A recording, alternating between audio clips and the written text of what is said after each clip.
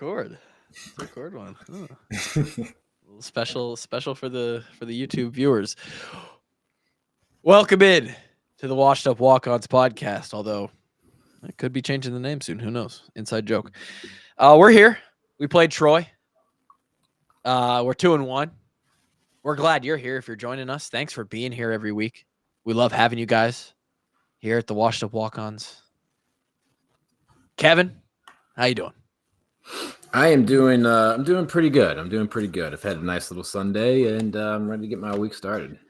Yeah, I'm ready to get this kicked off as well. We record this on Sunday afternoon, evenings. It feels like this is the start of my week because as far as work goes, it's like the first thing kicks off the week. So we don't have our star player tonight. We're down. We're down a man. No Grant Allen. Don't even know where he is. Didn't ask questions. Just said, hey, not going to be able to make it. So that's unfortunate because Grant really, he's got like one or two good one-liners every single show that it's just like, man, good for him. It's just a pleasure to have on the show. And to be honest, he might not be here because it was another poor performance on the betting front this week from what he gave us on the podcast. I think we'll go over it. What did Utah do this weekend? Utah won by 17. So unfortunately, we recorded a day early, right? Yeah. Yep. The day that we would have recorded, we normally record, they announced starting quarterback for Utah's out, not playing.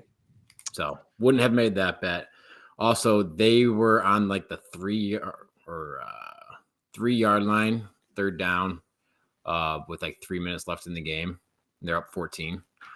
They get down to they're like a half yard away. So it's 4th and a half yard. They kick the field goal. So it's like half a yard away from covering that game, despite not having their starting quarterback. But I was honestly surprised they gave up as many points as they did. But no, that's a loss by half a yard. It's tough. Okay. That hurts. We might as well just go over your other two bets. That slides into my bet because we took the same one. I did end up ruining it, although at least I wasn't the only loss for you.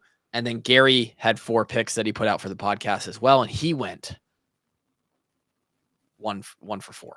So not a great weekend from the walk-ons. I did go 2-1. We'll talk about that in a second.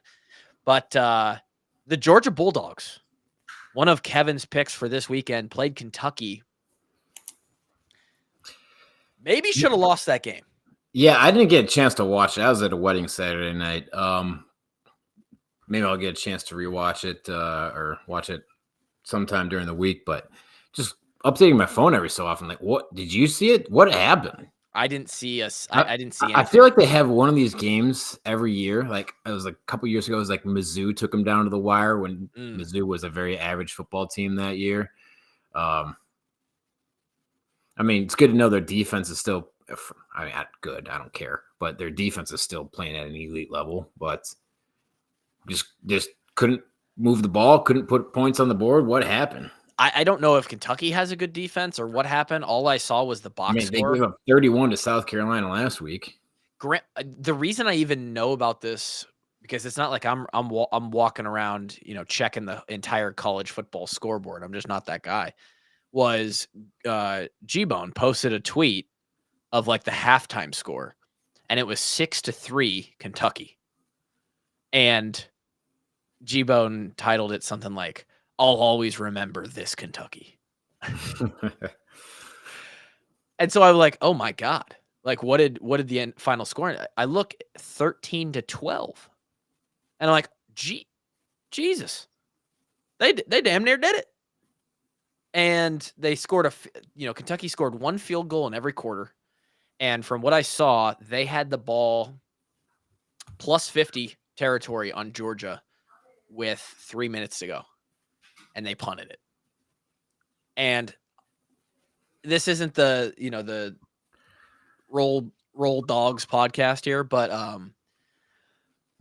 yeah, they were 4th and 13 at the. Oh, they went backwards. They were 4th and 8 on the Georgia 47. Must have had a false start. And then they're 4th and 13 on their own 4. So maybe they were going to go for it. Probably, yeah. Yeah. I mean, I feel like in that situation, you got the number 1 team on the ropes. you got to go get point. You got to go. You just got to go for it. So it looks like maybe a penalty forced him out of it. And they I still don't have know. 3 timeouts at that point too. Yeah. I mean, and with the way the game was going, clearly Georgia wasn't running it up on them. They weren't doing a whole lot offensively, so maybe they thought they had a shot. Either way, they don't come away with it. They were minus 24 in that game. They were one of your picks, also a loss. And then obviously Iowa, your third pick, and one of my third pick as well. A pick that I said I am so confident. It was my favorite pick of the weekend. It was my favorite pick of the weekend. And to be honest, Kev, if Iowa plays defense like they normally do, now, granted, they also accounted for a pick 6, so that cancels out one of the, I guess, if you want to play that game. You can play that game, but it really comes down to 4 plays, and this is a blowout win. Blowout. 2 long touchdown passes that we gave up, a punt return for a touchdown, which we'll talk about. Never see that anyway. And then 4th and 1, and we can't on their own on 15 going in, and we can't convert there. Those 4 plays happen differently, and we're talking like to a 40-something to nothing ball game here. And I think that the how paper thin that line is between it being what it was, which was a game where the Hawks were down 4 points at half. Okay, holy shit, and a game where this could have looked like Illinois State, where we won 40-0. Kind of speaks to the feeling that I have. I think the feeling that a lot of people have, and I don't know if you feel this way too. Just a weird, sort of a weird game, sort of a weird feel to it. Yeah, I mean, watching it, you're thinking like, holy shit, this team's falling apart. And then, at the end of the game, score ends up about where you'd expect it. The line was 22. They win by 17. I'm thinking back, it's like, really, it's those 4 plays, and we're talking about, well, Hawks look great this week, right? Yeah. Yeah. Outside those 4 plays, the Hawks look great this week, and everyone's being like, okay, we got a good football team. We can go make a little run in the Big Ten here. And maybe that's the disconnect. And it's also because it's just compounded on the back of a bad loss last week. There is still 100% from the fan perspective, because this is how we get to live on the outside, right? It isn't just flush it and move on. Fans chew on it. Podcasters, people who are the noise, people who are doing shows on this, we have to chew on it. We have to dissect it. So yeah, we're still feeling that one point where it's still a bad taste in our mouth. Everyone's still kind of like, but we tossed that one in the trash, right? We just left that one. And so there's still a whole lot of, well, unless we kill this team 70-0, this week doesn't do a lot for me as a fan. It's just, the only thing that's going to quench the thirst of a Hawkeye fan right now is like a really solid win in Minneapolis on Saturday night. And honestly, given that they have the pig right now, even though they shouldn't, wasn't a fair catch. Definitely wasn't. I feel like most Hawkeye fans will be happy with any win. I would hope so. Just because it's a rivalry game, we got to get the pig back. Obviously, we want to look as good as possible. And it's at their place. Yeah, exactly. But I think most rational Hawkeye fans are going to be fine with any win they can find in Minneapolis this weekend. And we'll get there as well as we probably, get to towards the end of this show, and then obviously our preview show later in the week. But we'll just finish out quickly what the rest of the picks were. So Kevin, tough week. After starting 7-0-1, that is going to go to a 7-3-1. Yep, still revert to the mean right there. Yeah, and still a great, after 3 weeks, that's still a great record. If you're batting 70%, betting wise, can't go over 3, man. That can't happen. Can't happen. South Carolina game day. It was a good bet. They should have won the game. They had so many opportunities to win that game. And I saw almost like Iowa last week. They had so many opportunities to win that game, and then just penalties, and then I think the refs might have been paid off on that one. Did you see why the pick 6 got called back? The block on the QB? Yeah, it wasn't even like he hit him with the shoulder. It was questionable. But that ref had LSU money line right there. That's wild. That's a wild call to pull the laundry on that. Mm-hmm. Anyway, nonetheless, South Carolina covers the +7, even though they lose the game. Good bet for me. And I was worried about this one. I said, you know what? Texas Tech has looked just very questionable in the last few years. Basically, ever since they had Mahomes, they've been really irrelevant on the national scene. And they were playing North Texas. I said, North Texas. It's North Texas, right? Thank you, Texas Tech Red Raiders, for at least making me look somewhat okay here. I think they beat them by like 40. It was a big win. Yeah. So I go 2-1, kind of saved the podcast. Texas State lost by 3 to Arizona State to kick off the weekend last week. They were +2. Grant had a +2. Florida got sort of dog walked. Yep. By Texas A&M in the They're swamp. in for a rough year, man. Florida and Florida State, the whole state is Miami. Miami's looking good, though. Miami's looking good. The U. The U is going to be the best school in the state of Florida again. Pitt wins the I think they call it the backyard brawl or something like that versus West Virginia. I think late in the game. So I think they did cover the +2.5 there. That's Grant's one win. And then we talked about it. He was betting Miami of Ohio emotionally. He loves when Power 5 schools or Power 4 schools go into MAC schools. He just thinks they deserve to lose. And that didn't happen. Cincinnati beat him by like 9 or 10 points, and Miami of Ohio did not cover. So that's what the rest of the slate looked like there. We'll get into this Troy versus Iowa game. Like Kevin said, I think that disconnect on why you feel weird about it, why you feel, for one, we were down at halftime. Yeah, right. sure. So that when you get through a whole half of football versus a team you know you're supposed to beat, similar to the Illinois State game where we were only up 6 at half, there's some sense of like, okay, we've played half of a game here, and it doesn't look like it's supposed to. That carries weight. Mm-hmm. But like Kevin said, 4 plays, 2 and shout out. I don't know. I didn't pull up the box score for this. I have some numbers in my head, but this guy for Troy had the game of this guy never had a game that good in high school. Guaranteed. This guy had 200 plus all-purpose yards, punt return for a touchdown. This guy literally had a Christian McCaffrey game on the Hawks Saturday. And 3 touchdowns, 5 for 142 receiving. And a 63-yard punt return. Yeah. I mean, just and you know, credit to him. He was balling. He was out there making plays.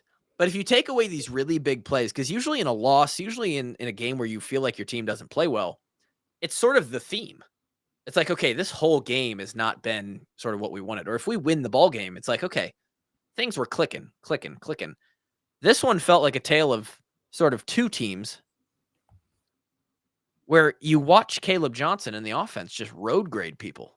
I mean, Kevin, we're running the ball now. It feels pretty good when the Hawks are running for almost 300 yards in a game. That's what makes me very optimistic moving forward, right? Is the things on defense I know can get fixed. Yes. And should be fixed. And obviously the special team, that's feel like just like a wild fluke. Well, yeah. And we'll get into that. But the questionable part of our team has been the offense for the last however many years. Yes. Them playing a very good game to finish out non-conference play makes me feel good going into Big Ten play. Absolutely. If you had to take a guess, and I understand, it's Iowa State, who's a formidable opponent, and then you have Illinois State and Troy. So it's not the greatest sample size, but it's not like the worst first 3 games ever either. If you had to take a guess, because I know you didn't look, where do you think Iowa's offense, total offense, ranks after 3 weeks? We were 130th of 130 last year, and I'm pretty sure we were damn close to that after 3 games. I'd say probably around average, mid 60. We were 54th in the country. Okay, there you go. Averaging 419 yards per game, 54th in the country. Nebraska, a team that a lot of people are high on right now, they're 51st. And I mean, yes, obviously we haven't played the toughest schedule, but pretty much all the other teams out there haven't played terribly tough schedules either. Exactly. 95% of them haven't. Right. So it's what's Nebraska's 5 games or 3 games? Nebraska has played UTEP, Colorado. So UTEP is pretty equivalent to Troy. Colorado is worse than Iowa State. And then UNI is probably on par with Illinois State. It's a very similar non-conference. So, it's this perception stuff, right? We walked out of Kinnick yesterday with 462 yards of offense. Kaleb Johnson is damn near a Heisman contender at this point. And when you're the leading rusher in the country, you are a Heisman contender. You're right. 100%. He's so good, by the way. He's very, very good. He's so good at running back. And Cade McNamara, as much crap as he takes, as much flack as he's received in the media and the fans and the boos and all this stuff. And not that hasn't been warranted, because we talked about last week how he has to play better. And he does. And the guy threw 82% completion rate. I think he was 18 of 21 or something like that. 19 of 22. 19 of 23. And he had 100. I think he had 150 yards or something like. Nothing crazy. But when you're running the ball for 250, 300, well, you're not going to have 300 unless you're the top offense in the country and you're averaging 650 yards a game of offense. So another reason why you look at this game, you look at the stats, you're like, oh yeah, if you give me those stats, Iowa fans are signing up for those stats. Kevin, they're signing up for those. No, right. It's like last year and 2 years ago, we would have loved to win games 38-21. Oh my God. We're averaging 32 points a game. I think in our 2015 season, I think we averaged something like 32.9 points a game or something like that. Yeah, that's generally if the Iowa Hawkeyes can average 30 plus points a game with the defense that they're known to have. And I'm glad you mentioned it in the front of the show here the way you did. Very fixable mistakes. It's not a talent issue. This isn't like we don't have the right people, which is a bigger issue. That's been the issue at a couple spots the last couple of years. They're fixable. This is stuff that you go back and look at film. This could be a communication thing. It could be a guy's got his eyes in the wrong spot. It was a tough day for TJ Hall. Yep. And DBs, you're going to have a tough day. And when you do, everyone knows that you had a tough day. Everybody knows. Yep. It's like when the kicker has a bad day. Everyone knows. There's no hiding from it. Yep. If a guard, if the offensive guard has a tough day, most people, it's like, oh, the offensive line in general had a bad day. Yeah, it's like, he probably could have done, but was that guy his guy? It gets lost in the wash. You out there on Revis Island, you're toast. Yeah. Can you, I guess we'll go there first. Because chalk it up for another reason and another tally under the why is this a weird feeling game. Well, it's because this game didn't go like Iowa games go. Iowa wins games being elite at special teams, elite at defense. We never give up big plays. And our offense sucks ass. And just about all of that was sort of flipped on its head. I mean, the offense wasn't a world beater by any means. Kaleb Johnson is actually Superman, but outside of that, we're just we're a good offense right now. I think there's a lot of people who would argue that, but look at the stats. It is what it is to this point. What's up with the big plays, Kev? I don't like it. I don't like it at all. We got to fix it. Somebody get on this. Yeah, and this is another thing that I guess you can spin into a positive light. It's like, it's not like it's endemic of like just people blowing coverages, right? You sometimes you watch a game, like one team's just moving the ball down the field at will versus another team because the team who's playing zone just can't get guys in the right spot. I just say guys not being with the right receivers, get into the right zones. I don't know if you watch Nebraska, you and I at all. That is exactly what that game was about. Nebraska was just picking them apart. Their zone was so soft, it was silly. Sure. So yeah, that's not the problem here. It's two plays where it's more of a technique issue on the player in question, and stutter move on the first one, right? Yeah, first one. So he's got that guy one-on-one in that situation. Usually in that coverage, we have that corner pressed, which makes it a little easier and obviously a little less susceptible to double moves. Sure. I'm guessing he was playing off to try to disguise that fact that he was on an island out there. But yeah, he bites on the comeback, and what you're supposed to do is take an angle so that if he does break it up, that you can just collide with him. Because obviously if he gets past you, you're just hoping that ball's overthrown or something, because you saw what happened. Guy throws a good ball and he trots into the end zone.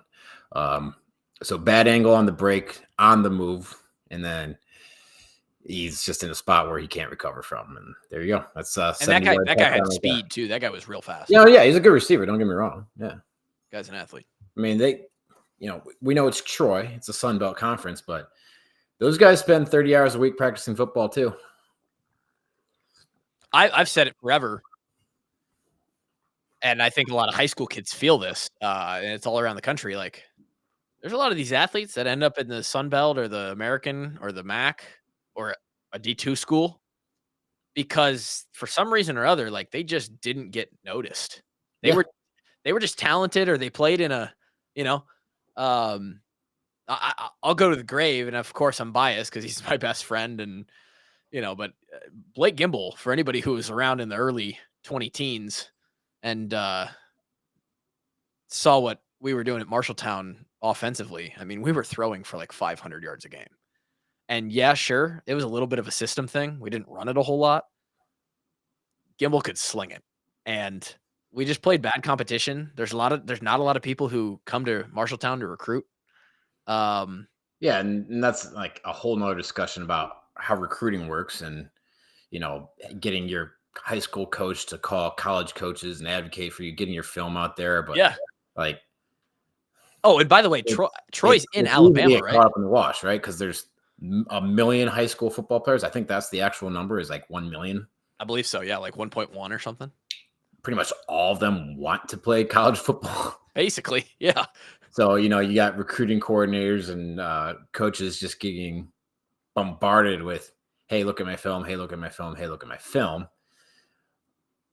It's easy to just, get missed, right? And a guy like this ends up at Troy.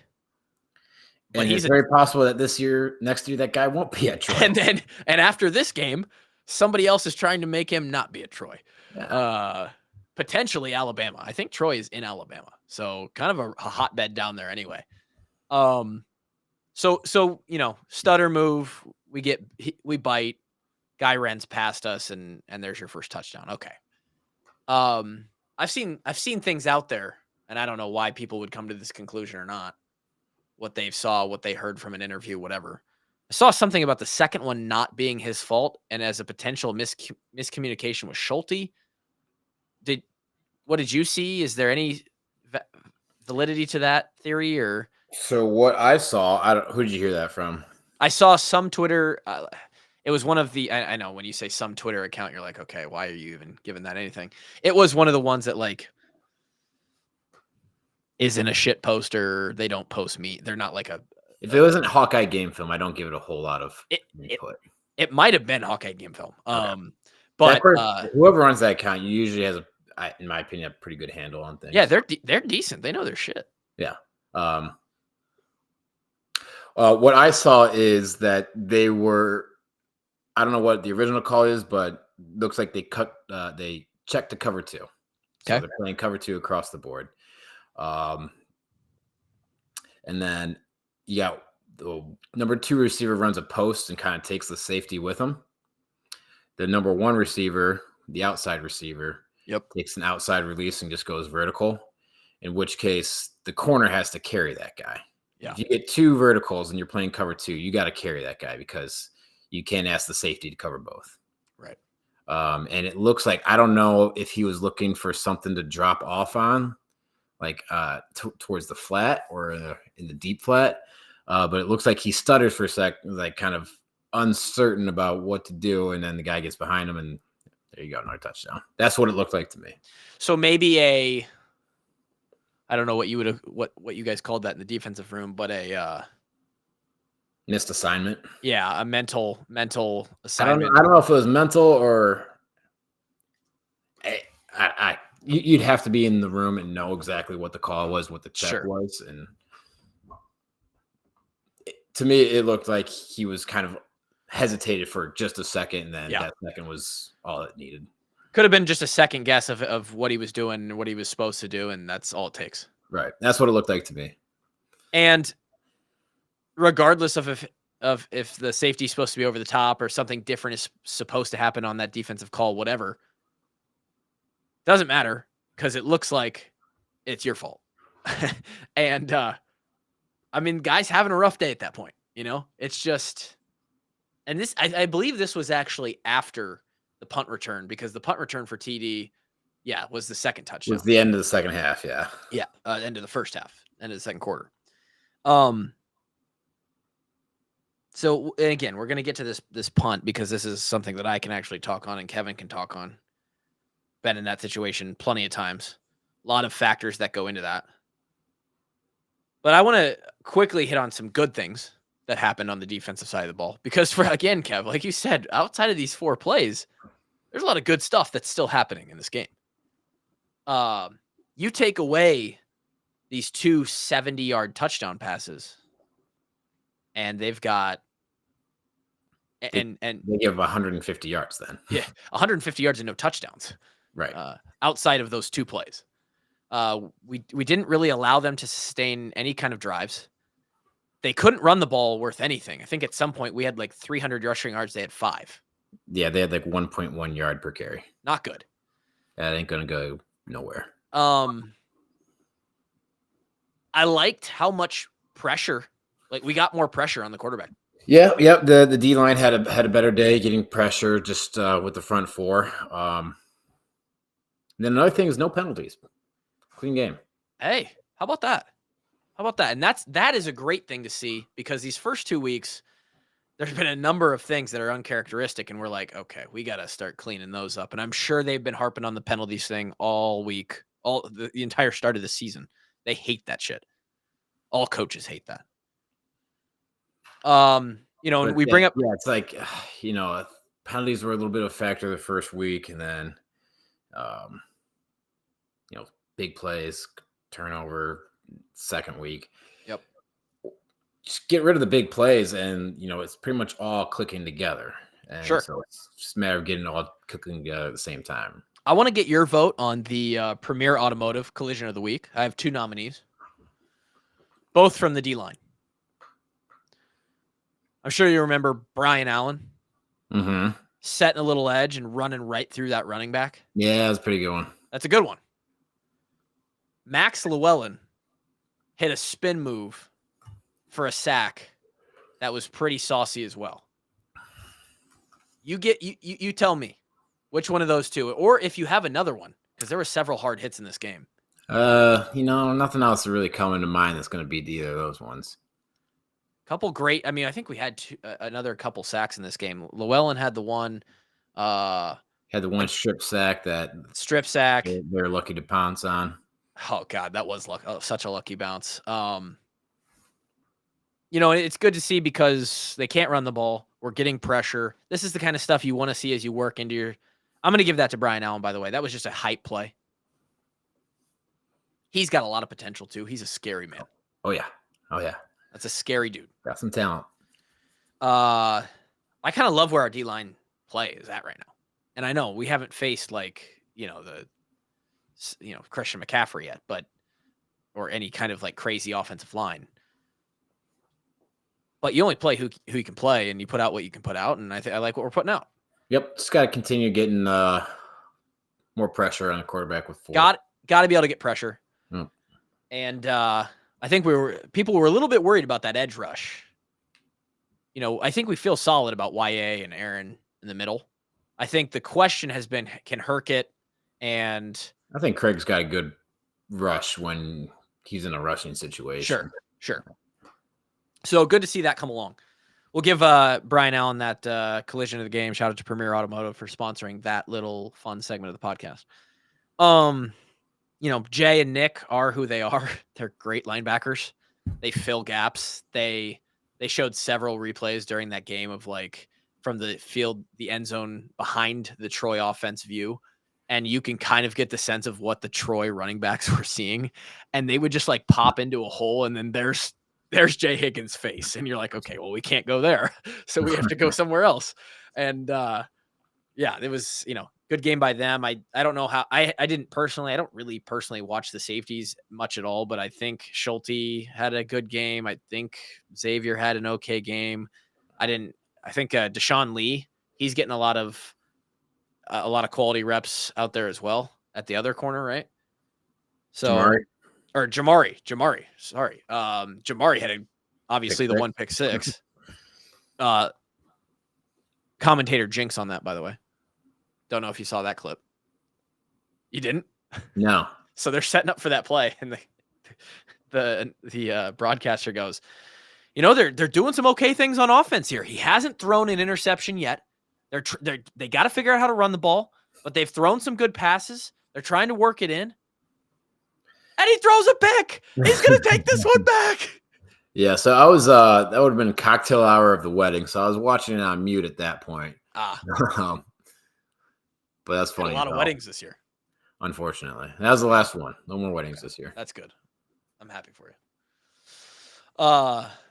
So big plays. Big plays. Can't give up big plays. If we don't give up 2 or more big plays, we win 90% of the time. 22-point cover is real easy. We just don't give up big plays. Just one of them. Any one of those 4 plays, if we get that first down on their 15-yard line, yep. If we don't give up punt return touchdown, we don't give up either of those 2 long passes for a touchdown, we probably cover this freaking thing. We went 0 for 4 on those big plays, and don't get the cover. And I guess, so sometimes you make the right play and it just doesn't turn out, and sometimes you make the wrong play and you get lucky when you're gambling. But I was gonna say I was gonna play devil's advocate here and say, well, who's to say Minnesota doesn't find a way to hit big plays? Or like what, like these other teams aren't just gonna like stop trying to hit big plays on us, right, Kev? Well, of course not. But what's the focus on? If you're playing fundamental defense, big plays are a result of defensive error, in my opinion. Not the offense just like usually just like actively making it. Unless you just have an avatar out there at wide receiver who you can chuck the ball up. Sure. Say 500, chuck it up there and let him go up and get it every single time. Then yeah, sure. That guy deserves those big plays. But sure. Most of the time, if you're giving up passes over 20 yards and runs over 15 yards, it's usually a result of defensive error. It's the old we beat ourselves, they didn't beat us kind of thing. They took advantage of when we gave them an opportunity. Sure. Makes sense. Let's talk punt return. First of all, I like Cade on our side of things. I like Weechin back there. I think he's a great option. Mm-hmm. He got a little too cute on the one that he fumbled, and we got very lucky on. We got a little too cute. He tried to like kind of pluck it out of the air as it was hanging off of a bounce to try and like, maybe if he can make the first move, he can get around somebody. We got to be careful. I like his aggressiveness. We got to be careful. It's kind of been like the theme of the returners ever since basically since Meerkat. No, not so much Meerkat. No, I'm saying since after him. Oh, since after, yeah. Meerkat let about everything go. He just like fair caught or pretty much let everything go over his head. We didn't have anybody like Cooper. Or we had Dez for a couple years. Dez early, yeah. But yeah, been very aggressive back there on the punt return team since like circa 2018, it feels like. And it pays off. It has a lot of times, yeah. I don't think we've had nothing comes to mind of anything going poor. Maybe I think we fumbled one and 2019, 2020-ish. I think there's one in there somewhere, but I don't think it was crazy important. And, you know, if you play with fire, sometimes it's going to burn you a little bit. So I like what we're doing there. I understand that's kind of chalked up in the fans' mind here is like, okay, those are like little special teams blunders that you don't usually see. Those are things that will also get fixed. Or, to be honest, it quite literally could be a thing of like, okay, we're into Big Ten play. We're another game in. We're just a little bit more into the groove of things. We're not going to take a dumb chance here and do something stupid. Now,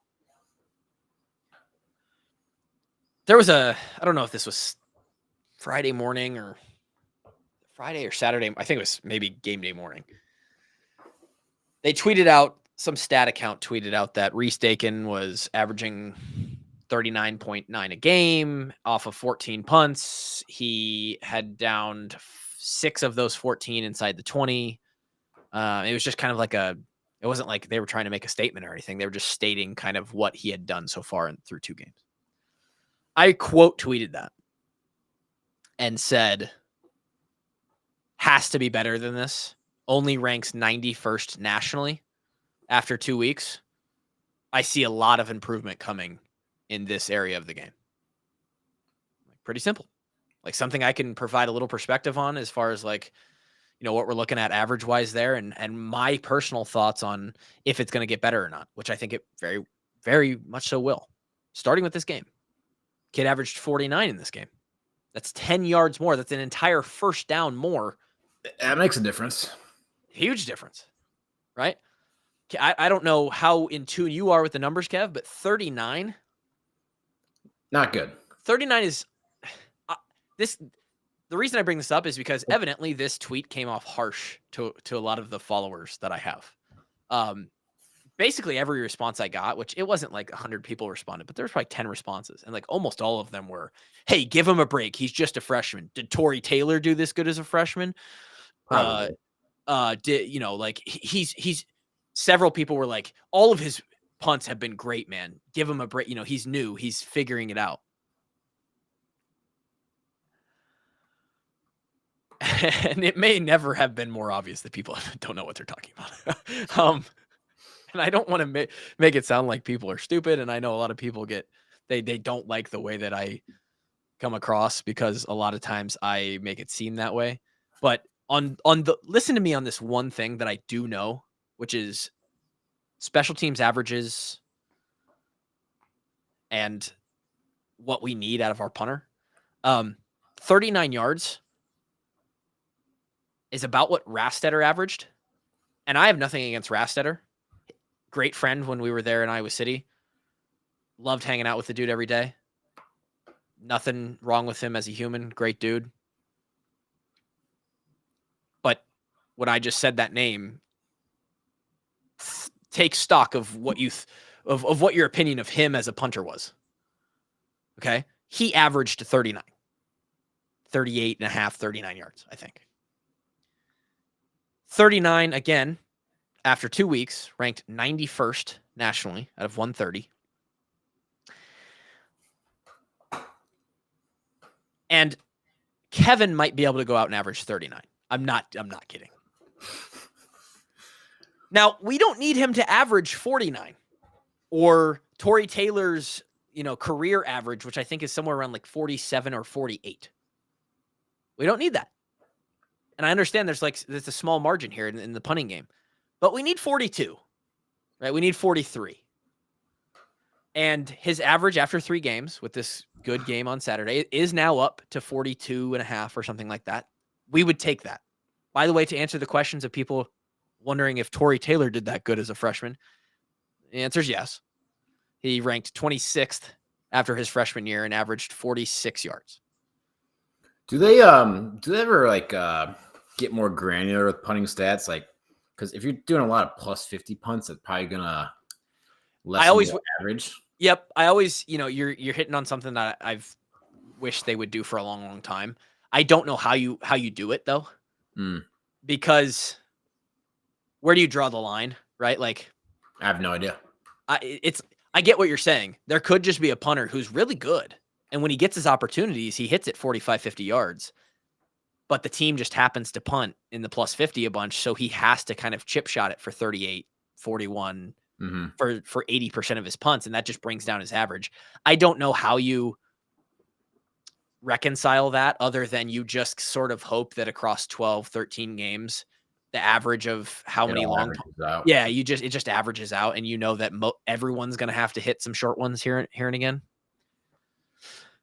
But yeah, if guys didn't have to worry about touchbacks and they never had to plus 50 punt, I think the averages would probably go up like 3 to 5 yards, Yeah. But It would go up. It would probably go up 3 to 5 yards for most everybody. So it's just an even game. Reese had a good game the other day. He had one bad punt. He had two really bad punts. One of them was the returned for a touchdown. And I didn't go back and look at how far we kicked that. I don't think distance was the issue. In fact, sometimes when we kick it the correct distance with the incorrect hang time, that is what creates problems. That's bad news bears. Kevin and I have both been on a punt coverage team for a lot of reps. And when that thing doesn't hang in the air very long, and you're still 25 yards away, when you see that guy starting to raise his arms and catch the ball, fuck. You realize there's a lot of distance between a much better athlete and you. And distance. You still got some guy riding your hip too. You're still trying to get off a block most of the time. Yeah. So what happened there, and I did go back and time it, was Reese hit a 3.37 hang time. Okay. Generally in punting, you're going to equate. Yeah. For 3. You're going to equate the hang time with the distance. So if we're trying to hit a 45-yard punt, we'd like it to hang for about 4.5 seconds. 46-yard punt, 4.6. Somewhere around there. Guys like Torrey, you're talking 50-yard punts, 5-second hang. 3.37 isn't enough. You can run over 10 yards if you don't have anybody in your face or blocking you. If you're already running, you can run over 10 yards in a second. So the difference between 3.37 and 4.37 is a big issue and reason why this was returned. If you go back and roll it and you stop it when he catches that punt, a lot of space. And that's a lot of space. Yeah. And there's a lot of that is because of the hang time. Not all of it. Yep. The Gunners got washed down. They didn't get very good releases. We had a right formation called. Both Gunners on the right side of the formation. Both Gunners released inside and got washed in. And what happens when those guys get washed is one of those guys has to fight outside. They have to fight back out to create a contain. Didn't happen. The core guys who are in the core of the formation also didn't keep their lane integrity. Their net was very, very, very thin. Yeah. They did not spread out. Typically, you're going to have, from the core guys, the snapper is going to be head up on the returner. Yep. You're going to have 2 guys 5 yards on either side of the returner. Mm-hmm. And then you're going to have 2 guys 10 yards either side of the returner. Yep. And then you slowly bring that in as you get closer to the ball. You can bring your net in. We had like 2 to the field side of where he caught it. We had like 2 guys like basically right on top of each other. Then not take good angles, and he was off to the races. And then you add in the fact that he's got elite speed and he's a great athlete. Yeah, so it's almost what you might call a mental lope. It's like not being detailed about what you're doing in that very rep. They were running hard. Their effort was fine. Physical effort was there, but mental effort being keyed in on your objective and how you're going to go about this rep was poor. spacing, and this was the whole issue that Coach Wallace brought to us back when we overhauled the punt thing, was like, we worked on punt net and where you're supposed to be when that guy catches the ball, what it's supposed to look like. We would look at film reps from the eye in the sky from behind, and it looks like a flying V. It looks like the birds in the sky. It's an arrow tip, and it spreads out. And you pull that tape from Saturday, and there is no net. There wasn't a net. So a lot of things went wrong. Punt wasn't high enough. It came down too fast. There's a couple lapses in judgment from the Gunners, who got real excited when they got an open inside release. The core didn't do their job exactly. I don't know where the shield / Reese was on the back end. I didn't. Yeah, but those guys got to make tackles on that guy in the open field. You got issues. You're not expecting them by any means to absolutely come up with the play there. So all things bad. All things bad. They're going to work on the punt net this week. Let's just put it that way. And it's 14-10.5. And there you go. Yeah, so I was texting one of my buddies who had bet on Iowa too, because I was like, this is my favorite game of the day.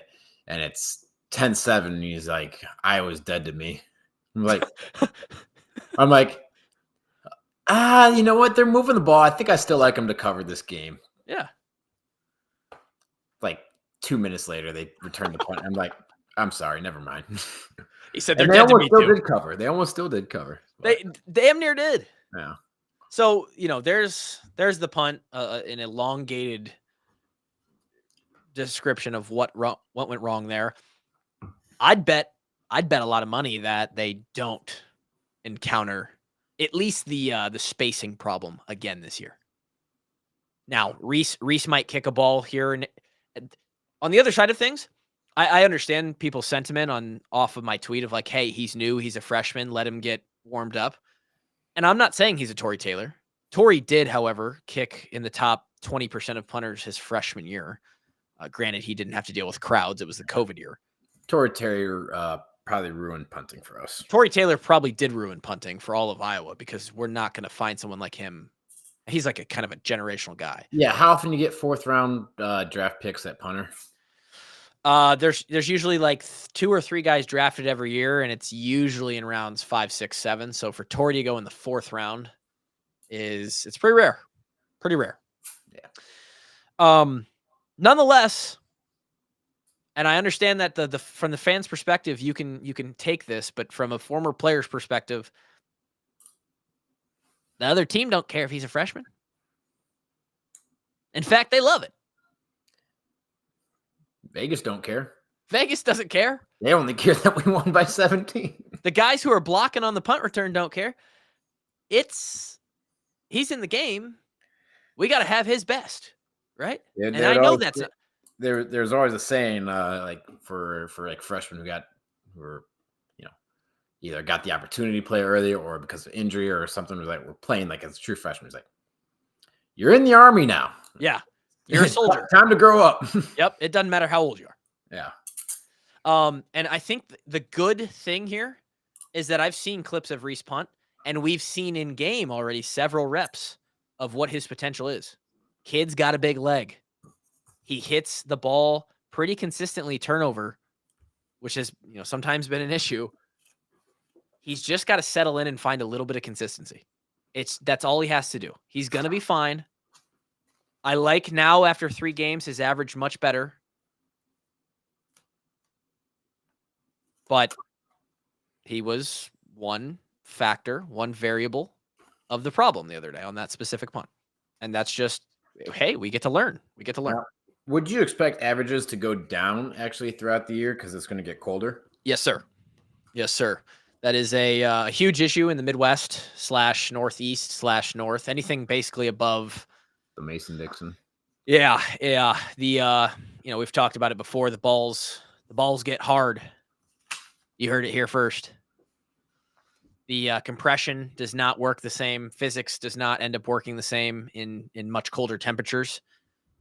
Tory, actually, this is another reason why Tory was so great, is because the style with which Tory punted, that end over end, that is much more conducive if you can hit it that way than hitting the spiral punts. And so even when it got colder, it didn't affect his Torrey's punt as much.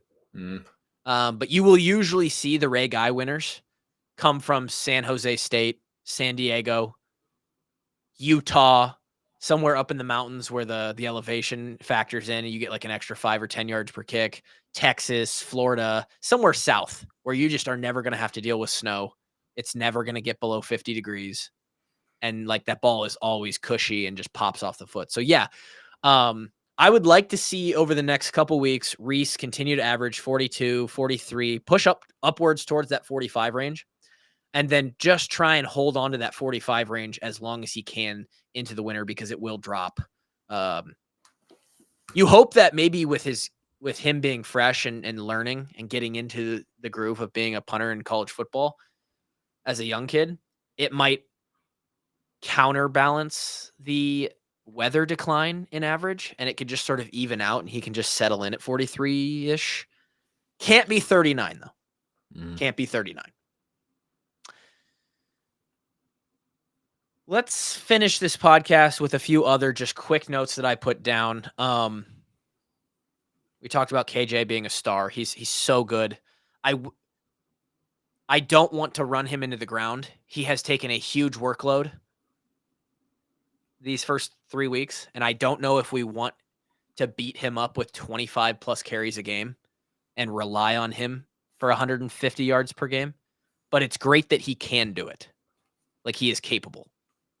We're about to enter a Big Ten slate that, things get just one step more real. I mean, that brings up another point that's a really positive look through 3 games into the year is we're healthy. Health is great. Healthy is incredibly important. So important. If you got your starters who started the year playing all year, that's such an advantage because that's a very rare thing. And by the end of the year, that's several points on a spread, to be honest. Yeah, for sure. Yeah, because injuries happen, and there's other teams that are getting banged up. Wisconsin just lost their quarterback. There's guys going down all over the place. Yeah, to be completely healthy through 3 games, that's quite the blessing. Another reason to be optimistic moving forward. And I love that, Kevin. I love that you're finding the optimistic reasons here because, maybe that's what we're used for. Sometimes it's all doom and gloom. There's a lot of inconsistency, a lot of, hey, Iowa's trying to find themselves here. They're trying to search for their identity. We're going to clean it up. I understand it's time. It's time to put up or shut up because we got Minnesota. 54th in total offense, 32 points per game, 420 yards per game. Good stat line from Cade the other day. He did miss a wide open Lachey. I understand. I saw the screenshot. I saw the freeze frame. Freeze frames make things look easier than they are in the field when you're not elevated and able to see everything. I understand, though. Could have had an easy touchdown to Luke Lachey. I think Luke Lachey, mentioning his name, is one of the big issues I'd like to bring up on the offensive side. I don't hate what we're doing offensively. I do find it a little bit weird and quirky that we decide to give Brendan Sullivan reps in a hey, you're our first and goal guy. But hey, if they have to account for him being mobile and that opens up a lane for Kaleb to run in a touchdown because they're worried about something else, or he can do a little fake handoff and run out and throw it to was it Ostrenga for the touchdown or I don't even know who scored the touchdown, but hey, we'll take it. I think we might have something there with Sullivan. I think, everyone at this point is like, hey, we need Brendan Sullivan in the game. I think he's a great option to have. I wouldn't even hate if we used a 2-quarterback system like that where we use him down in the red zone. Just giving you a run pass option down there makes it a lot harder to defend. So, yeah. And people are going to argue, well, if it makes it harder to defend there, why don't we use him everywhere? I understand, but coaches see down in the red zone. Coaches see what they see. These guys are in the positions they are for a reason.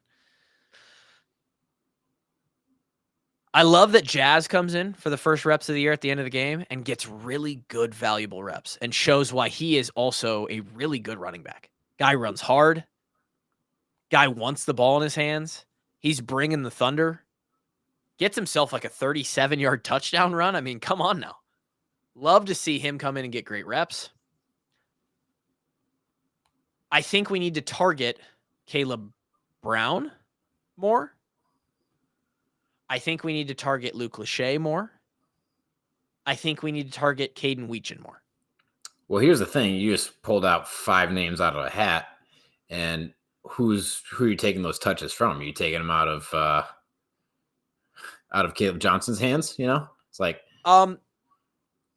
so great, great question to that theory. I think when we're not able to run the ball for 300 yards on a team that's maybe a little bit more formidable on run defense, and we need to be a little bit more balanced run pass, I think that automatically creates a few extra opportunities on the receiving end. Kaleb ends up not having 25 plus carries. He maybe has 20. So there's 5 extra passing plays. I think we've targeted Ostrenga more than Lachey, which I find a little bit backwards. I just think Lachey has that potential, but hey, if Ostrenga is going to get it done, I'm okay with that. I just think, and then Weechin got his first catch of the game the other day. He's only really seen action, with the ball in his hands on punt and kick returns, and he made a great 33-yard catch or something like that. Made a great play coming across the field. So, just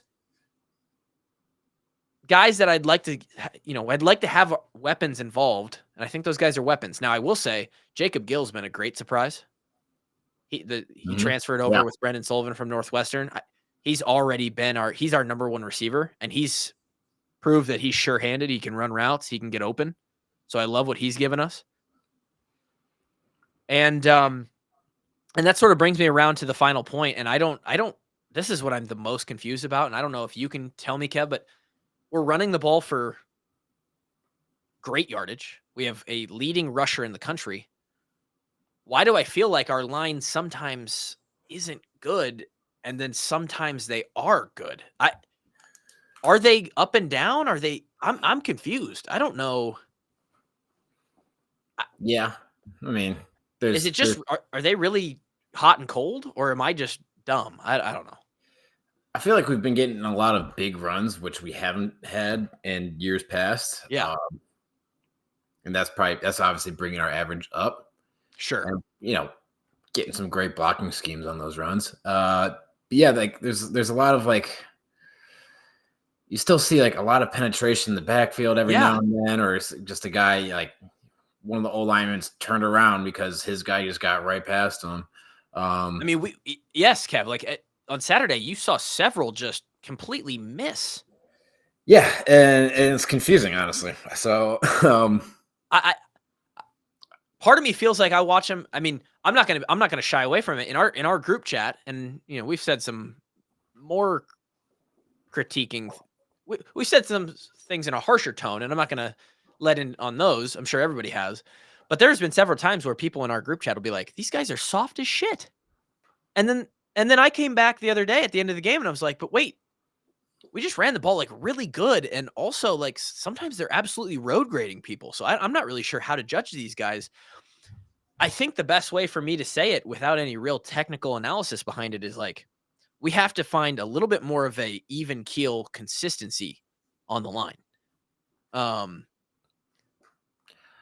Yeah, I think it's more so, and I could be off base here, but when these guys get their hands on their guys, they generally do a pretty good job. But sometimes they just get beat off the first step. And that's when we get in trouble. That seems to check out with what I've seen on several occasions. Is it fair to say they're better run blockers than they are pass blockers? Or is it just, again, it's just kind of hot and cold? Sometimes I don't know. I feel like pass blocking has been solid so far this year. I mean, we haven't given up but 1 sack all year through 3 games. I mean, I think we're okay too. I know this. We don't go downfield a lot with our passes. We're not running 15, 20, 25 yard routes. I think our average yards per attempt is like 8 yards or something. It's not crazy. So that helps with timing in the backfield and like those guys not having to protect for 6 seconds. But I don't know.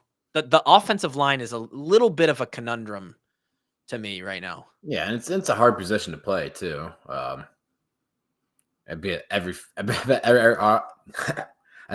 offensive line that we play against, Yeah, but their fans are like, "Oh man, our freaking offensive line." It's like you're probably right. it's a hard position. It's a hard position group to coach. I'm definitely not saying it's easy to play.